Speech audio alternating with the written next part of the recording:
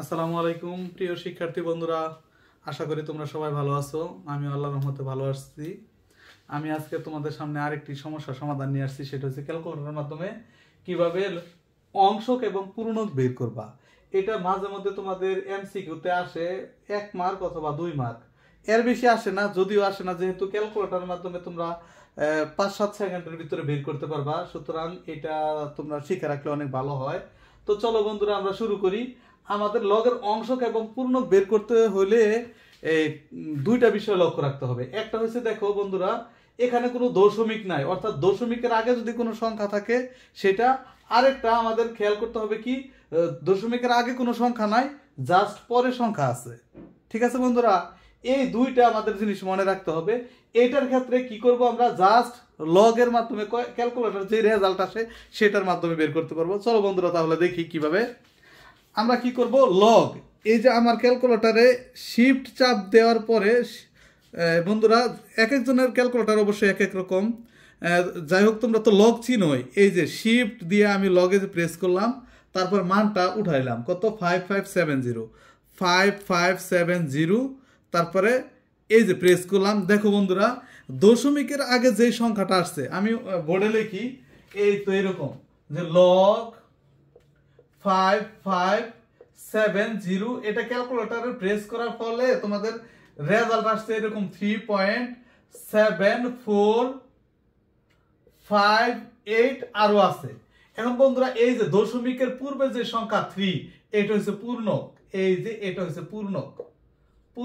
এখন বন্ধুরা, অংশক কোনটা? অংশক হচ্ছে জাস্ট পরে, এইটার পরে যেটা দশমিকের পরে যা আসবে সেটা হচ্ছে অংশক। এটা হলো অংশক। এটা বন্ধুরা যদি দশমিকের পূর্বে যে সংখ্যা থাকে এইটার ক্ষেত্রে। এখন বন্ধুরা, আমরা এইটা যদি দেখি, এইটার ক্ষেত্রে কি হয় দেখি বন্ধুরা। আবার সে আগের মতো আমরা লক প্রেস করি, শিফট লক প্রেস করার পরে ডিজিটটা আমরা উঠাবো কত, 4579000, তারপরে ব্রেকেট ক্লোজ, তারপরে ওকে। এটা রেজাল্ট আসছে কত বন্ধুরা, আমি দেখি, আমি বোর্ডে লিখলাম। এটা রেজাল্ট আসছে লগ কত, 4579000।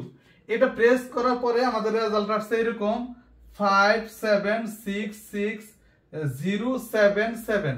বন্ধুরা, এই তো দশমিকের পূর্বে যেটা, সেটা হচ্ছে পূর্ণক। এই তো পূর্ণক। তারপরে অংশক কোনটা? অংশক হচ্ছে এই যেটুকু, আরো সাথে আছে, আমার এত দরকার নাই। অর্থাৎ তোমার এমসিকিউতে আসলে 2-4টা ডিজিটের ভিতরে মিল থাকবে, এটা হচ্ছে অংশক। দেখো বন্ধুরা, এটা তো গেল অংশক, এটা এই টাইপ গেল। এখন দ্বিতীয় টাইপটা একটু আমাদের ভিন্ন নিয়ম, সেটা আমাদের মনে রাখতে হবে। এই কারণে এইটা তোমরা একটু বেশি করে খেয়াল করবা। আর আমি এখন করাই দিব, তারপরে যদি কারো কোনো সমস্যা থাকে অবশ্যই আমাকে কমেন্টে জানাবা, এটা আমি আবার আলোচনা করব। সেটা কিভাবে করব দেখো বন্ধুরা, এটার আগে একটু বেসিকটা আমি আলোচনা করে নিই।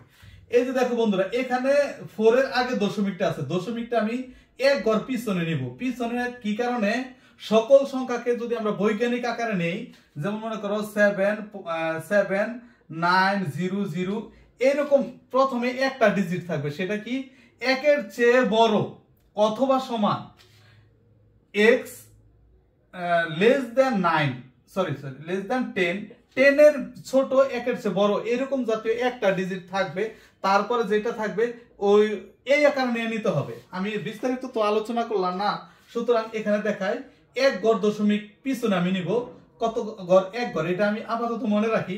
এখানে যদি আমি এই যে একটা ডিজিট নিতে চাই, কয়টা ঘর লাগতেছে আমার, 1 2 3 4, তাহলে এখানে আমার 4টা ঘর লাগতেছে। এটা যেহেতু পিছনে গেছি, এই কারণে মাইনাস মাইনাস। এখন আমরা ক্যালকুলেটর কাজ করব। দেখো বন্ধুরা, আমরা যদি লগে প্রেস করি, লগ প্রেস করলাম, তারপর আমি ডিজিটটা উঠাবো। কোন ডিজিট? এই সম্পূর্ণটুকু উঠাবো, এইটুকু। তাহলে উঠাই 0.4305। এখন যদি আমি সমানে প্রেস করি, দেখো বন্ধুরা, আসছে কত, -0.366। এটা রেজাল্ট আমি নিচে লিখি, এই যে নিচে লিখতেছি, লগ কত, 0.4305। এটার অ্যান্সার হলো -0.36602 6। আর আমি না লিখলাম, এখন দেখো বন্ধুরা, এই যে সামনে মাইনাস আসছে, এখন এখানে কিন্তু আমাদের কাজ শেষ না। এটা মাইনাসের ক্ষেত্রে ঠিক পরের ডিজিটটা হবে আমাদের অংশক। পরের ডিজিট কত? শূন্যর পরের ডিজিট হচ্ছে -1। এই যে 1, এই -1টাকে আমরা 1 এইভাবে লিখতে পারি, মানে উপরে বার চিহ্ন দিয়ে। তুমি যদি এইভাবে অংশক মানে পূর্ণক লেখো তারপর কোনো সমস্যা নাই, এইভাবে লিখলেও সমস্যা নাই। তার মানে এটার ক্ষেত্রে অংশক এইটা। এখন দেখো বন্ধুরা, এই যে মাইনাস, যেহেতু মাইনাস আসছে, এখানেও মাইনাস, এখানেও মাইনাস, এই কারণে মাইনাসে মাইনাসে প্লাস। প্লাস যদি আমি 1 যোগ করি এই রেজাল্টের সাথে, এই তো +1, তাহলে যা আসবে সেটা আমার অংশক। তাহলে অংশক কত আসলো? এটা কিন্তু বন্ধুরা অংশক না, এটার অংশক আসলো কত? 0.63397। এটা হলো বন্ধুরা অংশক। ঠিক আছে বন্ধুরা, অনুরূপ ভাবে এইটার আমি দেখাই। এখন এটা যদি আমি দেখাই, একটু মুছে নেই, এখন দেখো বন্ধুরা, আবার আমি এক কাজ করি, লগ প্রেস করি। এই যে লগ কত? 0.123, 3টা শূন্য, 1 2 3 4 3 5। এখন এটা যদি আমি রেজাল্ট নিয়ে আসি ক্যালকুলেটরে, কত আসে বন্ধুরা দেখো, শিফট লগ কত? 0.123, 3টা শূন্য, 4 3 5, এই যে ইকুয়াল। এই যে আমি ইকুয়াল দিলাম, এখানে আসছে কত? -3। তার মানে এটা রেজাল্ট হলো -3.363615 ডট ডট আরো আছে। আমার এত দরকার নাই, জাস্ট 3-4টা ডিজিট আমার নিলেই হবে। এখন দেখো বন্ধুরা, এটা পূর্ণ কিন্তু -3 না, পূর্ণ কত? -4। ঠিক আছে, কিরকম ভাবে আমি কি বলছিলাম, কি মাইনাস যদি আসে, যা আসবে ঠিক তারপরের ডিজিটটা আমাদের পূর্ণক হবে। এখন তাহলে -3 পরের ডিজিট হচ্ছে কত? -4, সুতরাং পূর্ণক হলো -4।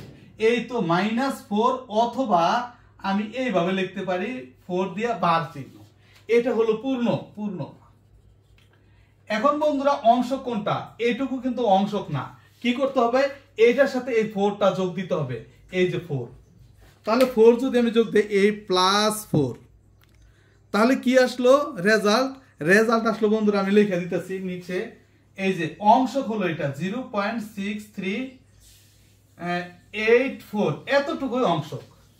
ঠিক আছে বন্ধুরা, তারপর তোমাদের যদি কারো কোনো জায়গায় বুঝতে সমস্যা হয়, অবশ্যই আমাকে কমেন্টে জানাবা, আমি তারপরে আরো বিস্তারিত ক্লাস নিয়ে আসবো। আজকে তো সংক্ষিপ্ত ক্লাস ছিল। সবাইকে আমার এই ক্লাসটা দেখার জন্য ধন্যবাদ। আসসালামু আলাইকুম।